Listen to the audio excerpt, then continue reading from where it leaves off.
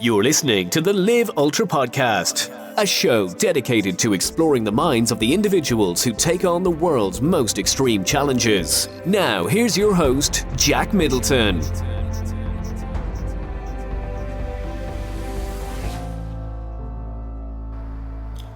Hello and welcome to episode 3 of the Ultra Podcast. I'm your host, Jack Middleton, and in today's episode I'm going to cover 6 ways that I'm building mental toughness. So to summarize the points that I'm going to cover in today's episode, I'll be covering waking up early, training hard, cold showers, meditation, stoicism, and actively seeking discomfort. So let's jump straight in. The first way that I'm using to build mental toughness is waking up early. So at the moment I've been waking up at 5:30 a.m. for the past few months. Now, like anything, you're probably wondering why. My reason to that is very simple, because it's really hard, and especially coming into winter now in Ireland, it's not easy to do. The easy thing to do is to just, sleep in and stay warm under the covers. But on the topic of building mental toughness, it's a very hard thing to do, like I said, and by starting to implement that into my daily routine, by doing that difficult thing first thing in the morning, it creates that snowball effect throughout the day. I'm a big believer in winning the morning to win the day. And yeah, I suppose just to elaborate on why I'm actually getting up early, there is more to it. So for me, getting up early gives me an opportunity to get a head start on the day. This is when I know my willpower is at its highest and distractions are at their lowest. So nobody's going to be ringing me, phoning me, don't check social media, none of that. And even if there was people trying to contact me, my phone is on airplane mode, and that doesn't come off until probably around 10 or 11 a.m. most days. So that's what it's about. It's really about getting that head start on the day and using that extra time in the morning to then do things such as training my body and my mind to prepare for the day, but overall just to become stronger for whatever goals that I have.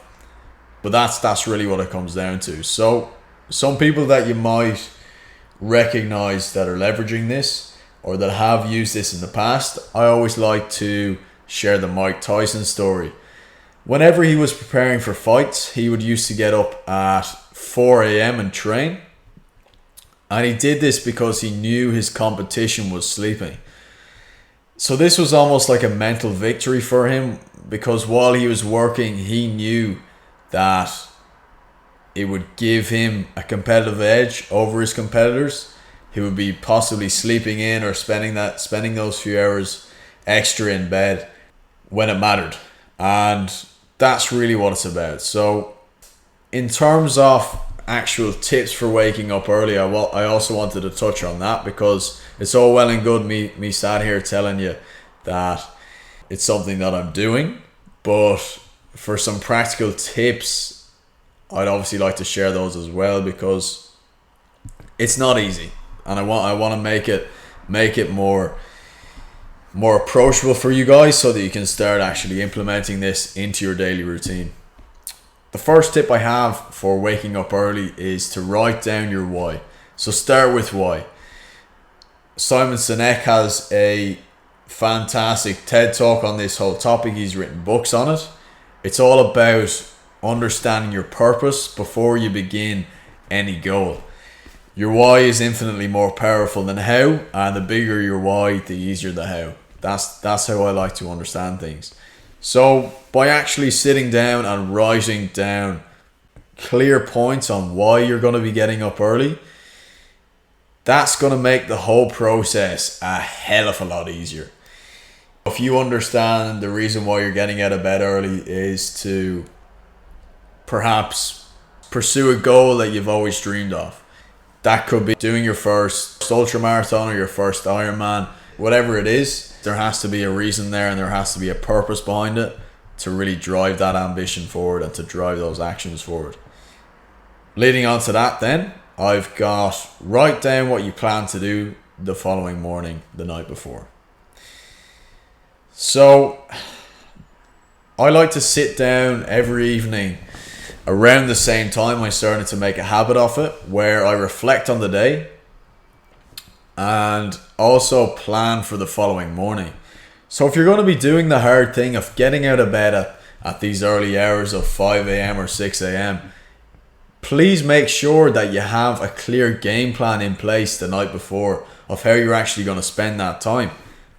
Because, like I said, it's not easy. So when you do make that first step out of bed, you want to have that game plan in place so you can go straight into it, start working on it, and actually make the most of being up early while everybody else is still asleep. Get up early on day one. Now, some people have misconceptions about easing into the process of getting up early, rewinding 5 minutes each day, and in a month's time you'll be up at 5 a.m. I'm not a believer in that. It's just a matter of going all in, to be honest. For me at least, and it's worked for me, it's just by getting up early on day one. Say it's a Monday, you've slept well that Sunday, just get up early from day one. Now, just so you guys understand, you'll be tired for the first day, but you'll find it easier to fall asleep earlier that night that you've got up early. And this is crucial to starting the whole routine. You need to get up early on day one. That night, you want to have a reverse alarm in place. Now you're probably wondering, what the hell is a reverse alarm? So whatever time you want to get up at, basically count back 7 to 8 hours, or whatever amount of hours you think you need to sleep. I like to aim for 7 or 8 hours. And I have my reverse alarm go off an hour before bedtime. This signals me to start winding down, start shutting down any technology, eliminate all blue light from my bedroom, and start to go into my evening routine. I like to do a bit of stretching, have a hot shower, and just unwind, de-stress, and prepare my body to sleep and go to bed. This is crucial. A lot of people get hung up on the idea of having like 10 alarms and the best alarm clock and all this carry on. You need a reverse alarm before you plan any of that. Getting up early starts the night before, and it starts by going to bed at a reasonable time so that you're still getting that 8 hours sleep, and yeah, it's more manageable long term to be getting up at those hours. Now, on the subject of alarm clocks, they are important, and I would highly recommend investing in a wake up light alarm clock. I'm going to link it in the show notes. I got mine on Amazon for about £30, and what it does is it basically simulates the sunrise to wake the body gradually and reduces grogginess from vice versa waking up in total darkness. This is the perfect tool coming into winter as the mornings get darker, and you'll notice a big difference when you start to use this specific tool.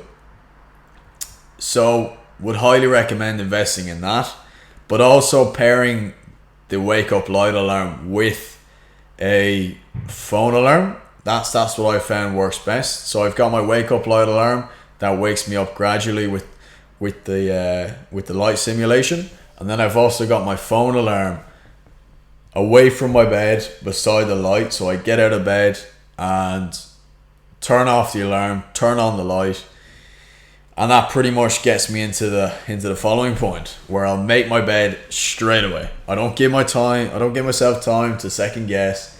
It's literally out of bed, turn off the alarm, turn on the light, make my bed, and get to work.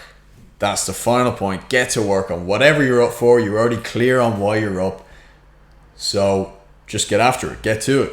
Start working and rinse, repeat. And that really is the breakdown that's going to set you up for the best success for waking up early and building that mental toughness. So the second way that I'm building mental toughness is through meditation. Now, you're probably quite surprised that I've included meditation in the list of ways that I'm using to build mental toughness, but it's one of the easiest things that you can do to become mentally stronger. And ironically, it's not the point that you think would make you mentally stronger.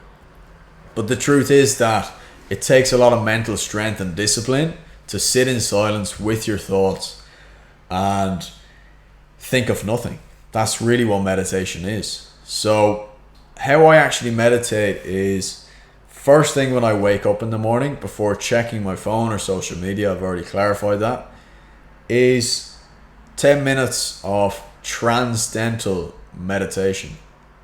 So for transcendental meditation, it's really about focusing on the breath, staying present, staying in the moment. And I like to pair this with some binaural beats on YouTube. If you just search binaural beats, you should see a whole list of different frequencies to listen to. That's what I found best. I haven't really used any of the other apps. I've heard they're quite good. But yeah, it's as simple as that. It's really about having that routine in place where it's before the day starts to get a hold of you. You've got that time to yourself, whether it's 5 minutes or 10 minutes, where you can reset. So I like to use the analogy of your brain is like a computer. Meditation for me is turning off the mind and turning it back on again. I was doing some research there recently, and I think the average person has around 60 to 80,000 thoughts per day. So like when I read this, I was thinking like, no wonder people are stressed. No wonder I was stressed before I started meditating.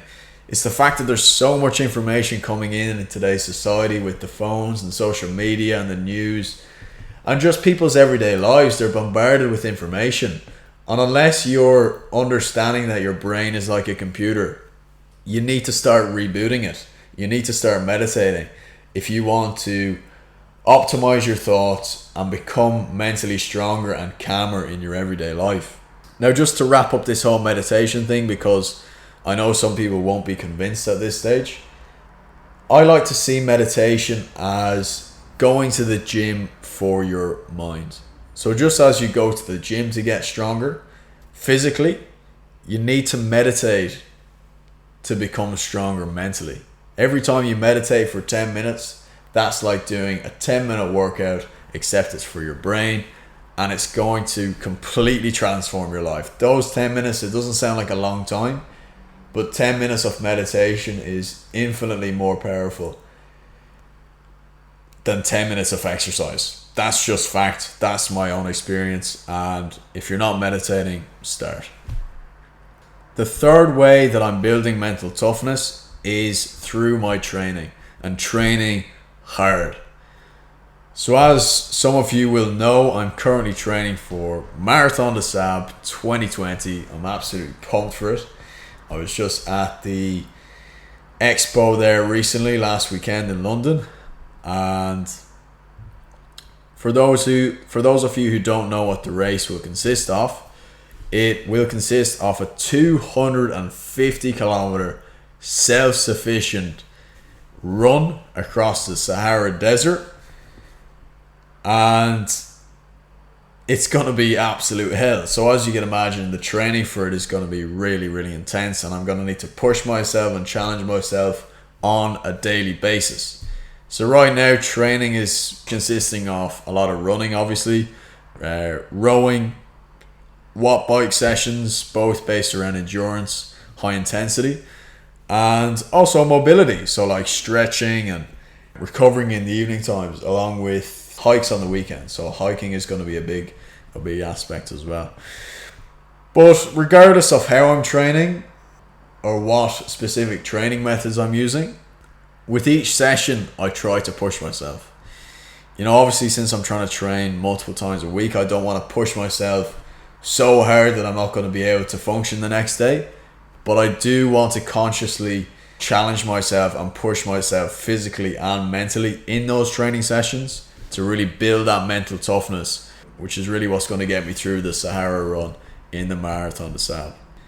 Now, to break down an example of how I am specifically doing this in one of my workouts, it's one of my favorite workouts just because of how simple it is, and it's really proved to be incredibly powerful over these last few years.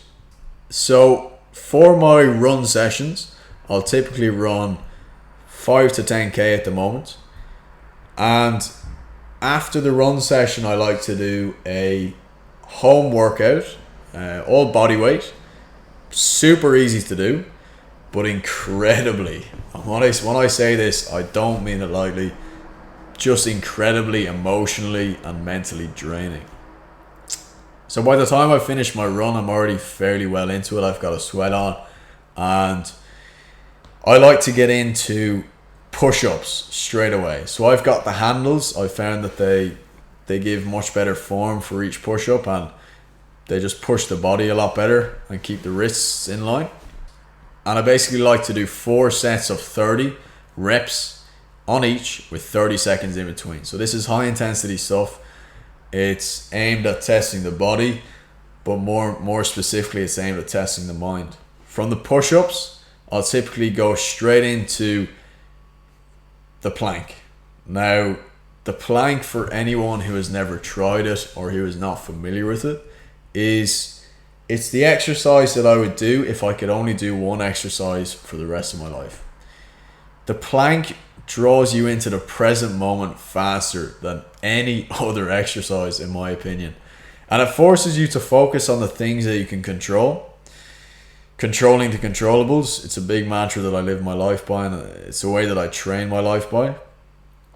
And when you're forced into this state of suffering, into this state of controlled suffering, is how I like to see it.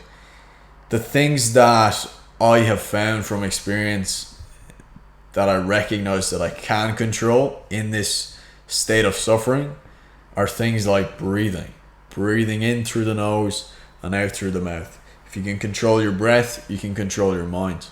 And that's really one of the biggest leverages that I've used in those sessions where I'm doubting myself. I'm doubting if I'm going to be able to make it through another 5 to 10 seconds when there's a minute or 2 minutes to go.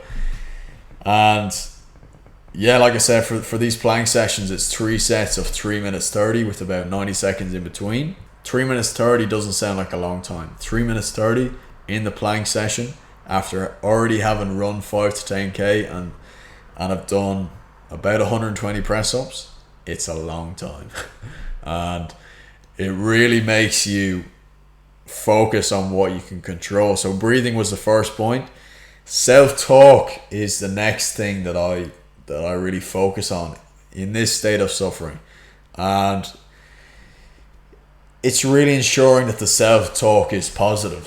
So I have identified mantras that have worked well for me over the years, and one of the mantras that I like to use while I'm in this plank position is that I am capable of difficult things. It's as simple as that, but it's really about saying that and feeling it and making your body believe that you can achieve these difficult things. Because one thing I've realized through doing like hundreds of these intense suffering sessions, is what I like to call them, is that the body listens to everything the mind says. So if you can control your breathing, calming that mind, positive self-talk, and convincing the body that it can keep going, it will keep going.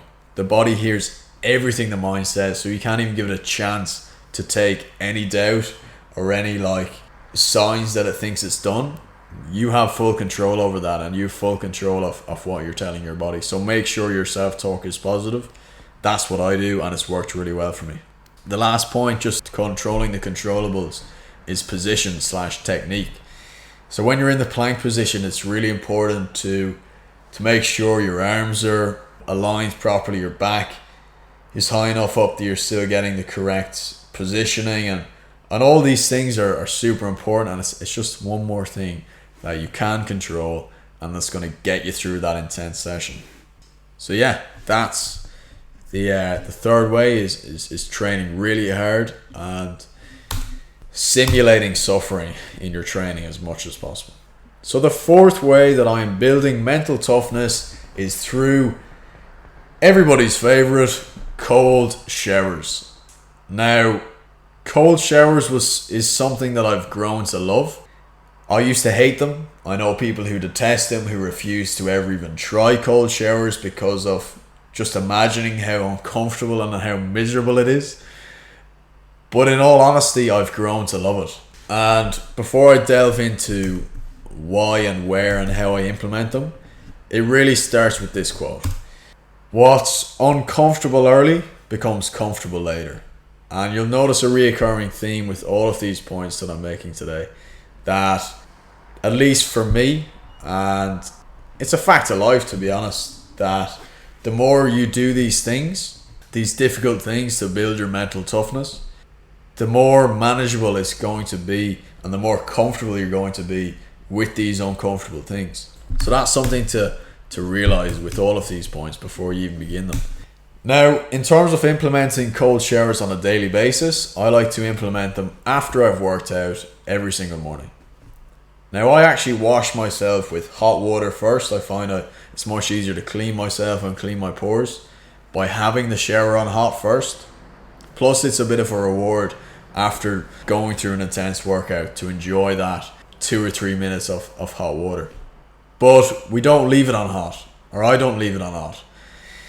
I actually turn it on cold at the end, and just like with my workout, I've got a mantra, which is essentially a system to make me conscious of the moment before I'm about to turn the shower on cold. And that mantra it's a very stoic mantra, is don't put too high a value on pain or pleasure. This has been so powerful to me. I use it every single day, and it's really just about being neutral and being calm through those uncomfortable situations. So people have misconceptions of what to do while you're in that cold water, uncomfortable situation. And the best thing to do and the best thing to focus on training yourself to do is to stay present, stay calm, take in the whole experience, breathe in, control your breath, control your mind, and really focus on staying calm in the face of adversity. Because when you can start to build up that muscle, things that'll crop up during your day or things that will crop up as the weeks go on and things will turn up in your life, you'll be able to pull on that experience of staying calm and staying in control in that face of intense emotion and intense discomfort. Timelines to aim for, I'd say aim for anywhere from 1 to 3 minutes. I was doing about 1 minute for about 2 years, but now I've actually built it up to 2 minutes, and I've done also 3-minute sessions as well. I've kind of been split testing which seems better. There is a point of diminishing returns with cold showers where you stop getting the benefit, at least I think. But around 1 to 3 minutes, you'll for sure start seeing the benefits and be on your way to building mental toughness. So the fourth way that I am building mental toughness is through Stoicism. Stoicism, for anyone who doesn't know, is a philosophy, and it's really a way of approaching and thinking and responding to life. So I just wanted to elaborate on some quotes that I found useful. Before that, I'd highly recommend that if you guys are interested in Stoicism, look into Seneca, Letters from a Stoic. Seneca and Marcus Aurelius would be two of the most famous Stoics. Some people prefer Marcus. I personally prefer Seneca. He's very practical. He's very easy to understand. Well, not very easy, but he's more understandable than Marcus Aurelius is. At least for me, anyway. So check it out on Amazon. I'll put the link to the book in the description. Seneca, Letters from a Stoic. So I just wanted to kind of give an example of Stoicism through some quotes. The first of which is that the cure to the pain is in the pain. So before I got into endurance and training for endurance events, I didn't fully understand the meaning of this saying. And like a lot of Stoic quotes, you'll notice that on the outside looking in, they seem quite bleak, they seem quite dark, and they seem quite depressive. But what this statement really means is that when you put yourself through controlled states of suffering on a daily basis, through these ways that I've discussed previously, like getting up early, going and training hard and pushing yourself, and putting yourself in these controlled states of suffering, that's where you're going to find the solution. You know, pushing past that, that's really where I have found the biggest amount of growth, is when I'm starting to feel that pain set in. Now, there's a good pain and there's a bad pain. The good pain is when you can feel your current limitations, such as, say, you know that your personal best to be able to hold the plank position is 3 minutes. Once that 3 minutes is approaching and your body's telling you to give up, and you're giving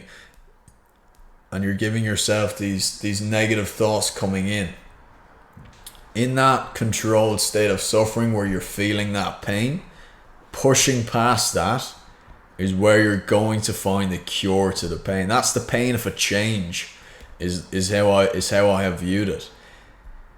And that's the pain that leads to growth, and that leads to the cure of other pains that you might have in your life.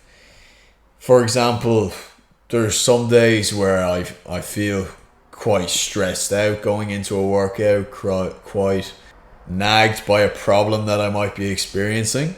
But I know that when I put myself through that pain, on the other side, that's where the cure is.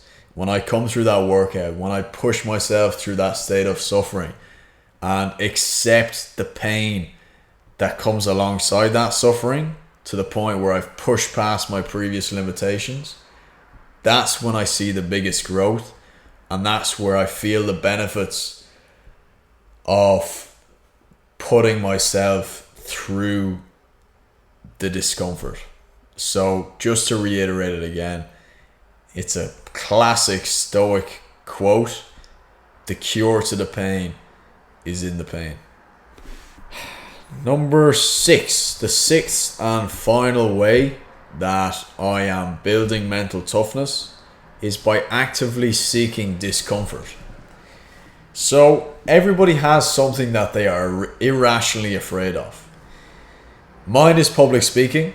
So what I did to actively seek out that discomfort and that weakness of mine is by joining Toastmasters. So a few weeks ago I had my first session, and Toastmasters, for anybody who doesn't know, it's a very safe environment to learn how to public speak. Now, even though it's a safe environment, it's still very intimidating if public speaking is a fear of yours, as there's about 30 to 40 people there, and there's opportunities to confront that fear. Now, was it uncomfortable? Yes, incredibly. But did I feel better and more capable afterwards? Absolutely. It basically pushed me outside of my comfort zone, and I had to accept that before I went in. But yeah, look, it led to a step in the right direction. It led to a step forward of competence in an area that I'm afraid of, and in an area that I have identified as a weakness. But as with anything in life, the more you do it, the easier it becomes, and what's uncomfortable early becomes comfortable later. So by actively seeking out that discomfort, this is also helping to build my mental strength, which is going to carry across into all areas of my life. So the sixth and final point: actively seek out discomfort. Identify whatever it is that you're afraid of and start making steps to actively move towards that until it becomes a strength. So those are the 6 ways that I'm building mental toughness. Hopefully you gain some value from at least one of the ways. And to start seeing the benefits, you can implement any single one or all of them. Some will work better than others for you, but like endurance, it's a marathon, not a sprint, and it's going to take time. It's going to take time to start seeing these benefits compound over time, but start by implementing them on a daily basis until they become habit, and you'll see your mental toughness game change from a year from now. Thanks again for listening to this week's episode of the Live Ultra podcast. I do hope that you enjoyed this week's episode. I hope you learned something and I hope you gained value from it. And if you did, I would ask just one thing and one thing only, that you share this episode with one friend. That's really how the podcast is going to grow and reach more people. So yeah, if you could do that and if you did gain value, I'd really appreciate it. Thanks and see you in next week's episode.